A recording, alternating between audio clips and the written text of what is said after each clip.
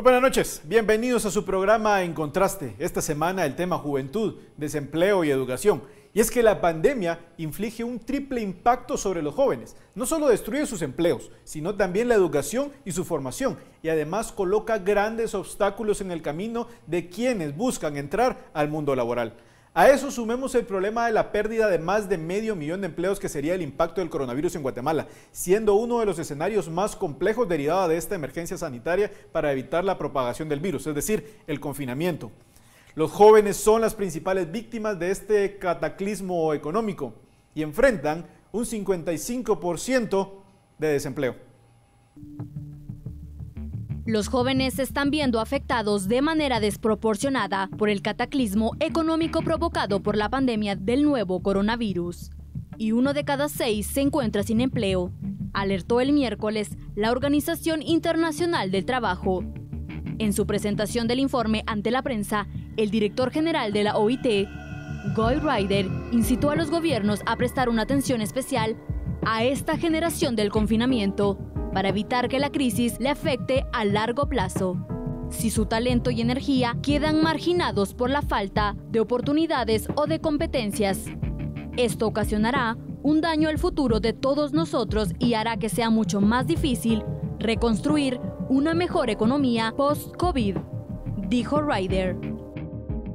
Bien, como todos los jueves en la noche, iniciamos dándole la bienvenida a nuestros queridos y admirados panelistas. Esta noche tenemos a un experto en economía, nos acompaña el licenciado Paulo de León. Buenas noches, licenciado. Buenas noches, un gusto estar acá. También nos acompaña para hablar un poco acerca de esta juventud y educación, nos acompaña un doctor en educación, César Montenegro. Buenas noches, César. Muy buenas noches, mucho gusto de saludarlos y estar con ustedes esta noche. Perfecto, vamos a iniciar hablando acerca de esta cascada que se da de daños, que se da en jóvenes a nivel educación. Primero porque el confinamiento ha creado una crisis económica sin precedentes, eso es innegable. Y esa crisis económica, uno de los puntos principales es que afecta a la mayoría de los jóvenes, que ya veía con bastante complicación el entrar al mercado laboral. Más ahora, con una complicación de empleo, ahora entrar a una educación superior y poder ingresar a la universidad se ha vuelto mucho más complicado, mucho más complejo. Según unos datos estadísticos que tenía ahí la OIT, nos dice que 1 de cada 6 personas de menores de 29 años actualmente encuentran desempleados debido al tema de COVID. Y esto marca una reducción de un aproximadamente 23% en cuanto a la entrada del joven al mercado laboral. ¿Qué se les puede decir a estos jóvenes en el tema del empleo y en el tema económico? Paulo, ¿hay una luz al final del túnel? Mira, yo personalmente estoy bastante preocupado por la crisis económica que estamos viviendo. Es una crisis sin precedentes para el caso de Guatemala. Les cuento que tenemos cifras desde el año 1951 por parte del Vanguard y la peor crisis se registró en el año 82 con una caída de 3.4. Nosotros creemos de que este año va a ser peor que eso, o sea, por lo tanto estamos viviendo la peor recesión en la historia de Guatemala, por lo menos desde que hay datos oficiales. Eso se traduce en una caída de empleo y por supuesto que el problema está de que cuando empiece a reactivarse, cada puesto de empleo nuevo que se pueda generar va a estar peleado por más personas, porque no solo los que quedaron desempleados, sino que la nueva fuerza laboral de jóvenes que están entrando a buscar trabajo ahorita va a generar un exceso de oferta laboral que yo la veo muy preocupante y que yo personalmente creo que ya la crisis va mejorando, pero recordemos que lo que se perdió de empleos es muy grande. Y al año entrarán 250,000 personas jóvenes a la fuerza laboral y por lo tanto van a encontrar un mercado laboral sumamente apretado. Yo había escuchado, no me dejarás mentir, Pablo, que se crean alrededor de 25,000 plazas laborales para 200,000 jóvenes que entran al mercado. O sea, es una cifra obviamente demasiado desfasada. Y ahora, pues, mucho más. Mi estimadísimo César, ¿cómo ves el panorama de la capacitación que tienen que tener los jóvenes para competir en el mercado laboral? Es decir, si el joven no se capacita a nivel universitario, pues obviamente las oportunidades laborales son mucho más cerradas. No digamos ahora con esta crisis que los jóvenes están dejando los estudios universitarios por no poder pagar sus estudios y obviamente la Universidad de San Carlos no se da abasto para toda la población estudiantil. Sí. Muchas gracias, Jeff. El proceso educativo de por sí es complejo y es difícil y no se puede aislar solo el ámbito de la capacitación y el ámbito universitario con relación a todo lo que viene detrás del sistema educativo. Sí. Por otra parte, yo también quisiera distinguir cómo estamos a nivel de juventud en Guatemala, por ejemplo. Claramente nos dicen que somos un país joven, 33% de nuestra población es juvenil, 51% son mujeres, 40% de nuestra población es indígena. Entonces, hablar de juventud, entiendo que la preocupación por el empleo juvenil y la capacitación a nivel universitario es una preocupación real y nos afecta mucho como sociedad. Pero el problema de la juvenil es mucho más amplio, en sentido que tenemos una gran juventud, ¿sí? 50% en el área rural, 40% de jóvenes indígenas, más de 20% de población juvenil que no sabe leer ni escribir. O sea, es compleja la situación juvenil de Guatemala y claro, nosotros tenemos que centrarnos poco a poco, pero el ámbito solo de la juventud universitaria o el acceso a la juventud del empleo es un problema muy grave. Yo en realidad sí estoy preocupado, pero tenemos que aunar y dialogar más cuál es la situación de la juventud y cómo responder a los distintos problemas que tenemos. Uno de ellos, la punta del iceberg y que tiene muchas consecuencias, es el desempleo de la juventud. Pero la pandemia en realidad nos ha develado mucha vulnerabilidad humana, educativa, salud, económica. ¿Sí? Creo que tenemos que replantearnos como sociedad los caminos. Pues como bien lo mencionaba César, la juventud de Guatemala pues es una gran mayoría. Paulo, a nivel económico, ¿consideras que son las principales víctimas de este cataclismo económico? Mira, definitivamente sí. Yo creo que está comprobado que en una recesión, en cualquier país del mundo, no solo Guatemala, los desempleos suben desproporcionalmente en la gente más joven y en la gente más vieja también. O sea, tiene una forma de U. La vida más productiva del ser humano está comprobado entre los 30 y los 50 años. Entonces, las empresas, usando la lógica de productividad, pues despiden más antes de ese rango y gente que está arriba de ese rango. Entonces, son más vulnerables los jóvenes y los mayores de edad en cualquier recesión, que eso es un comportamiento en cualquier lado del mundo. Entonces, pero obviamente en el caso de Guatemala se exacerba más en el lado juventud, porque tenemos mucho más jóvenes que gente adulta, gente mayor de 65 años. Entonces, prolifera aún más el desempleo en el sector joven. La falta de capacitación, Paulo, ¿crees que va a incidir mucho aquí adelante? Pensemos en 2021. Vamos a tener una nueva generación aún más deficiente en temas de capacitación. Mira, yo creo que lo que plantea César es clave. Él planteó en su primera intervención, yo cuando estaba hablando pensé, tenemos un problema de oferta laboral y el problema de oferta laboral no es de número. Tenemos un montón de gente que quiere trabajar. Lo que él plantea es la calidad de esa oferta y la calidad de esa oferta, entiendo yo y estoy muy de acuerdo con él, es un problema de largo plazo, que no es solo el tema universitario, viene de la secundaria, de la primaria, de acceso a educación primaria, secundaria, la calidad, porque en Guatemala, si bien tenemos problema de acceso a la educación, todavía no hemos entrado a la etapa siguiente, que es discutir la calidad de la educación que están recibiendo nuestros niños, nuestros jóvenes. Entonces, sí, tenemos doble problema ahora, porque hay un exceso de oferta, creo yo, de que tenemos una discapacidad, de ofrecer una educación de calidad a los jóvenes del país. Por lo tanto, no están aptos para entrar a una fuerza laboral cada vez más demandante. Recuérdate que las empresas, que son los que demandan a esas personas, pues nosotros, yo tengo una empresa y tenemos que ir adaptando nuestras tecnologías. Y lo que vemos es de que la velocidad del mundo actualmente se mueve a una velocidad muy rápida, mucho más rápido de lo que se mueve la calidad de la educación en Guatemala. Entonces, se va generando una brecha. Tú lo ves, por ejemplo, una queja continua de la gente que está en el sector call centers, que no hay gente que sepa hablar inglés. Ellos, si hubieran más jóvenes hablando inglés, contratarían más personas, pero tenemos un problema de eficiencia en el sistema educativo, en ese tema específico, que es el lenguaje inglés. Bien, César, te dejo un número frío, aparte, es un número de esos que te dejan la piel helada en Guatemala, y es según la UNESCO, el 2.6% de la población entre 18 a 26 años ha iniciado estudios universitarios, pero ese porcentaje obviamente va a caer, eso es así. César, ¿qué opciones podríamos tener a nivel educativo con tu experiencia para dar algún tipo de salvavidas a esta juventud que se queda sin acceso universitario? No solo de la pandemia, hay que aclarar que mucho antes de la pandemia ya el acceso a la educación universitaria y el acceso a educación primaria pues era muy grande. La diserción escolar en nivel primario es enorme, creo que anda por 7 de cada 10 niños. Entonces es muy complicado, pero para lanzar un salvavidas, alguna propuesta en esto, ¿podría ser alguna especie de tecnificación? Muchas gracias.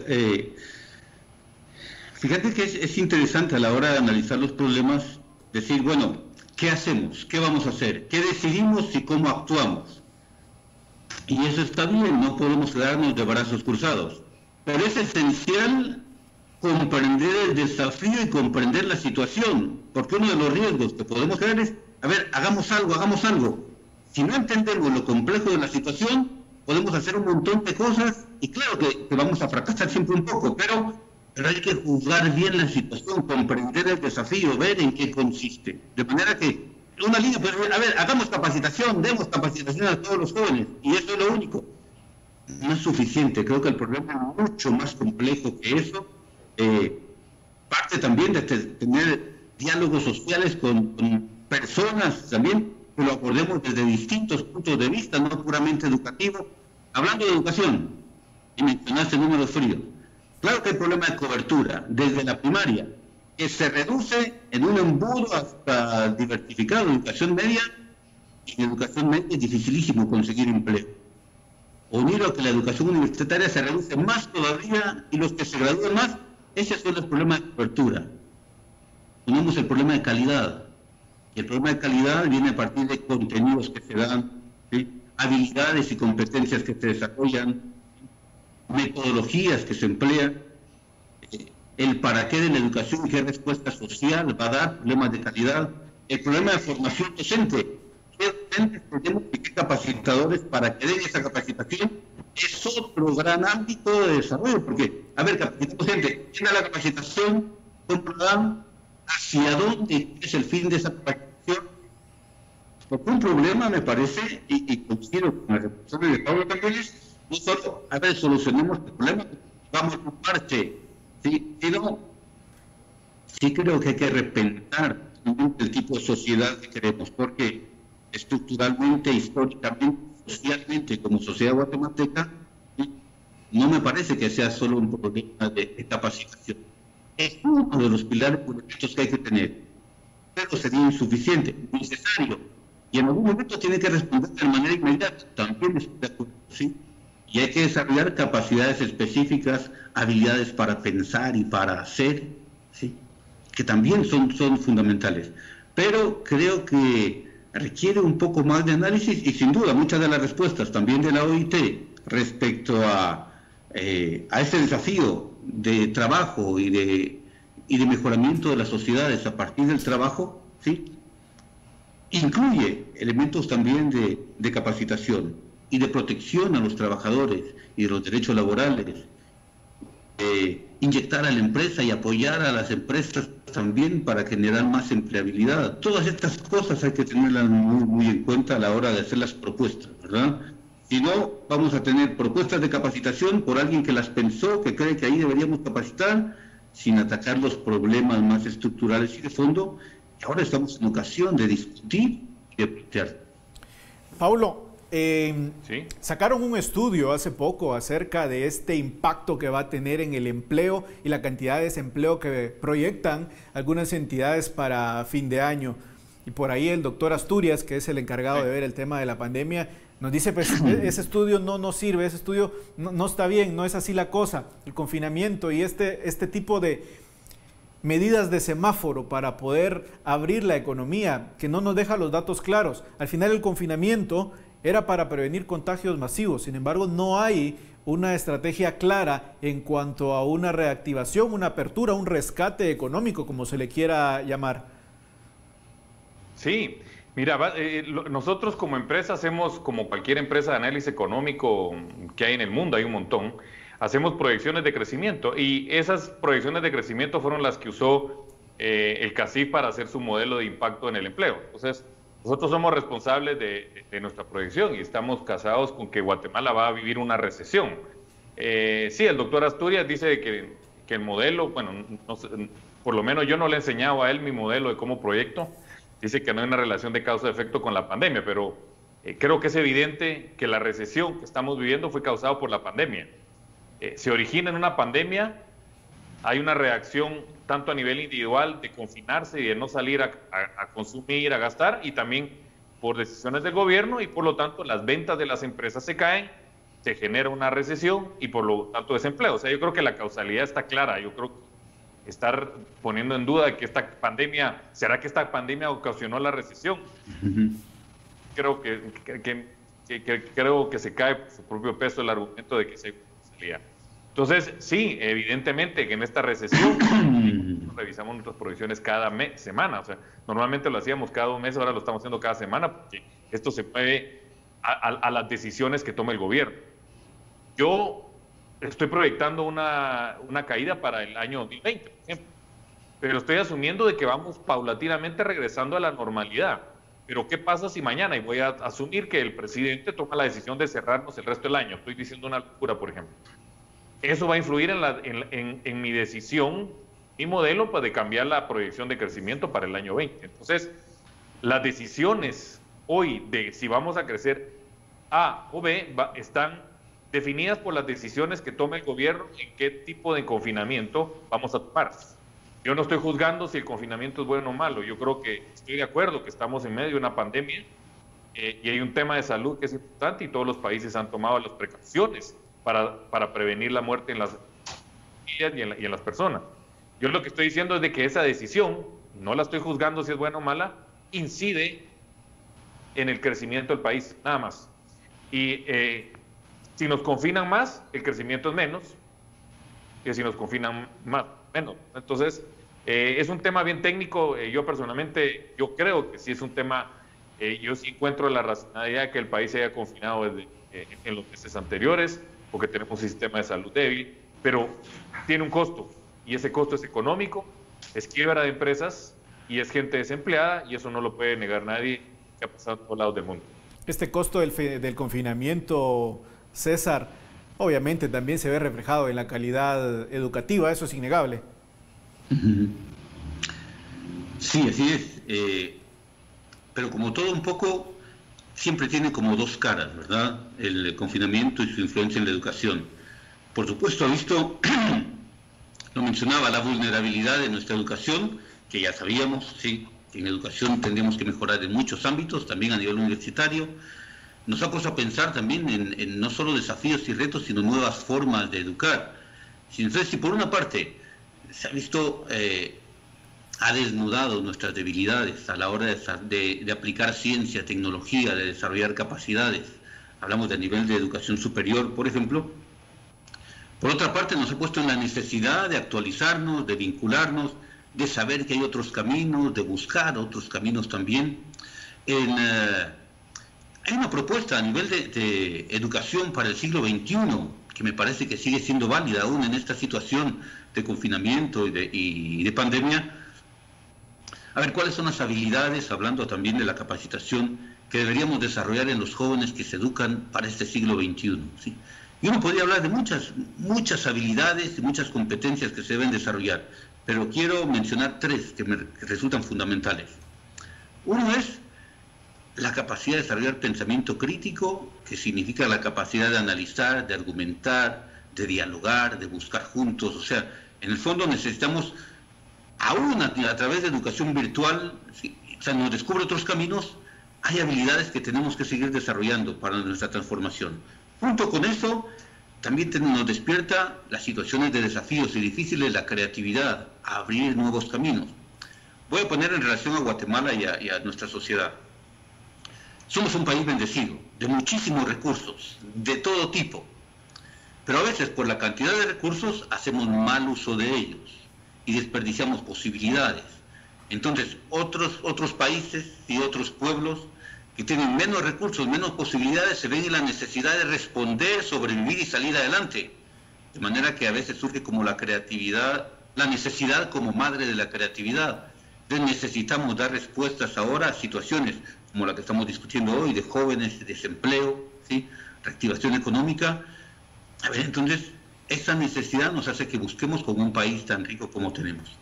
Y por último, el aprender a trabajar juntos, ¿sí? O sea, es imposible que pretendamos que una sola respuesta, un solo sector, un líder heroico total de las soluciones de todos, eso no se puede, ¿sí? Entonces esa búsqueda de un líder mesiánico, obviamente, que está acostumbrado en la cultura guatemalteca y en la cultura latinoamericana, eso no se puede. Vamos a ir al primer corte de la noche. Usted no se mueva porque seguro conoce, usted está pasando un problema de desempleo porque ya es algo generalizado y lo que estamos hablando hoy acá seguro le va a servir. Vamos al corte.